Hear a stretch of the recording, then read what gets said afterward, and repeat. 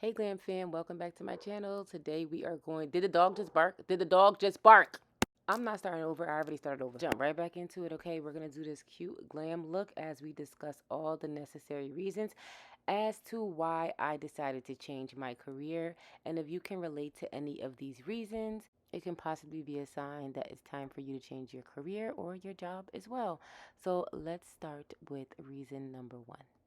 Now, most of you probably know that I used to teach elementary, so sometimes when I deliver my messages, they come off as if I am talking to an audience, because I'm so used to teaching for so many years. Now, although this video is all about why I changed my career from teaching into, I'll let you know in a few, there are so many skills that you learn as an educator that you can take with you anywhere. And one of them that I love the most is public speaking. Right now, I'm speaking to you, but I'm thinking about standing in front of my classroom, talking to my kids. Like, I really got comfortable with doing that. And I feel like it goes a long, long, long way, especially with my YouTube journey. Now, I do voiceovers because I like to listen to music when I'm doing my makeup. So one of these days, I will get into speaking to the camera while I do my makeup. Right now, it's not the time. I need my music. Okay, let's get into all of the reasons why I decided to change my career. I just had to let you know that. Okay, so reason number one was health issues. I feel like this is one of the main reasons why I decided to change my career because I cannot do a good job and perform well if I am not in good health. So, gotta skedaddles. Now, let me stop. I play too much. Nah, but on a serious note, I just always felt exhausted, like mentally exhausted. I always felt overwhelmed. I've always felt worried, concerned that something's going to happen. And I didn't even realize that all of these feelings that I was feeling was due to the job. I feel like whenever I work, I take myself seriously and I take the job seriously and I try to do the best that I can, that I can do. Especially because I am very passionate when it comes to helping people, especially young children. I've always wanted to be a kindergarten teacher, but this year I was a special ed teacher and I fell in love with my students. They're so special to me. I think about them all the time.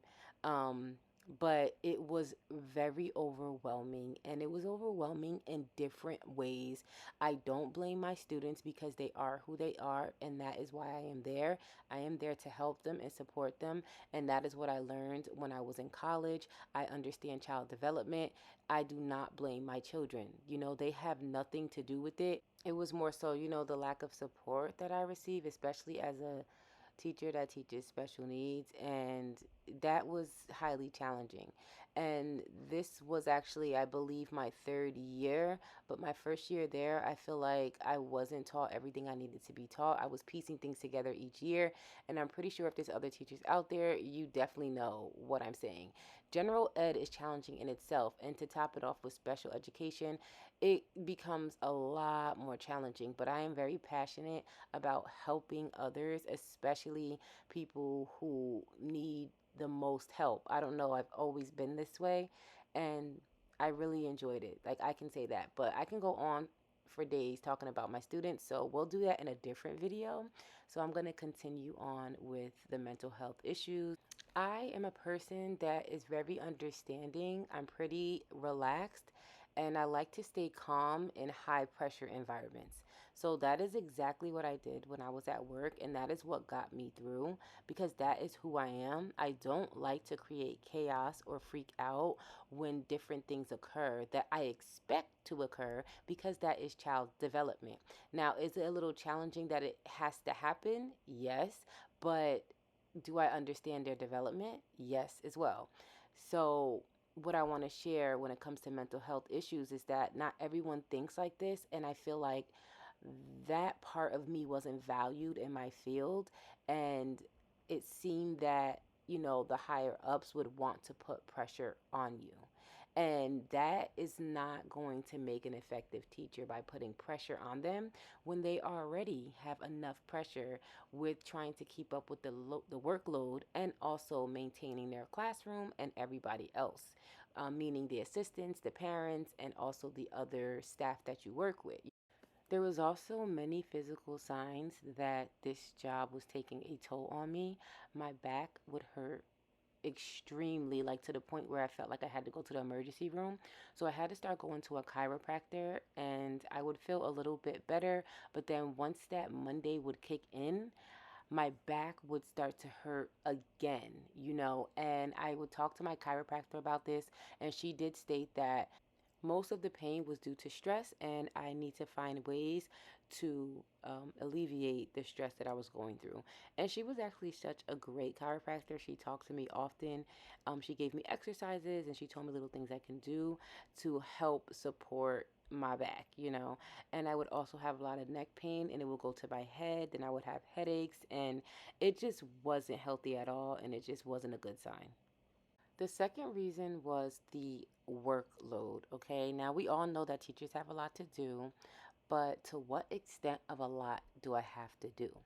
And I was actually willing to get the work done, but what really, what didn't sit well with me was when you're underappreciated for all the work that you're doing. Like you're already fighting and trying to climb this mountain, and it's like, yeah, big whoop, hurry up and climb another mountain and hurry up and do it as fast as possible because you suck. Now, let me stop. I mean, I'm saying that, but like they didn't say that, but that is what it kind of felt like. And with everything else that was going on mentally and physically, it's like, what am I even doing here? I'm here to support children. I love working with children. I love helping children. But I feel like I should not have to take a beat down in order to make sure that my students are okay. Because now I'm not okay. And if I'm not okay, how am I going to be there for my kids? You know what I mean? I can't be there for my students if I'm not well. Now, this sign is a little bit more personal to me. I realize that every job wants something from you, and you also want something from the job. And there may be a time where those wants are different from one another, and you realize it once you're already working there. And I say that to say this. I've noticed significant changes in my students' behavior, especially my students that had extremely challenging behavior. I noticed changes in their behavior when I would work with them. And I was so proud of myself and I was proud of my student for changing that behavior. Once that behavior, that poor or negative behavior is changed, it is so much more effective for them to learn and have better grades and retain information, enjoy their time in school, and, respond well to adults and their peers. That's how I feel, and that is what I take pride in when it comes to being an educator. In my experience at the schools I've worked at, I sometimes felt that students' well being and growth weren't always the top priority. Even when I saw huge improvements in their behavior, in their confidence, in their grades, it seemed that those changes didn't seem to matter as much as I thought it would. So, after seeing a pattern of that, in more than one school that I've worked in, I realized I wanted to be in a career where the kind of growth I value is always front and center. So, my fourth reason for considering a career change is that I realized that I have other interests. And I'm pretty sure by now you know what those interests are as this video plays. But my other interest is more so in the beauty industry when it comes to makeup, hair, skincare, nails. I just feel like all of that comes so easy to me and I really enjoy it. In my previous video, I did share a small story of when I realized I was able to draw. And it was in one of these drawing classes I had for college. And the professor, our assignment was to draw glass reflecting off glass. He showed us a little sample in class, and then after that, we had it for homework. So, like I said, I drew a glass bottle reflecting off a glass clock that I had in my house. I think that was the only thing I had at the time. And my life was pretty interesting. I always had a lot of different things going on, unfortunately. So when I drew this picture, I noticed and I felt a sense of calmness, peace, relaxation. Like there was no worries. My mind wasn't like dwelling on anything. And that really stood out to me. And I would always think of this moment whenever I was in like stress or chaos, you know? So, yeah, and I believe that that drawing definitely does connect to my natural ability to create, to create freely. And also, like I shared in my last video, I took that drawing to class and I just gave it to the professor like nothing. And he was like talking to the entire class, telling them that my photo was the example of what he wanted us to do for homework.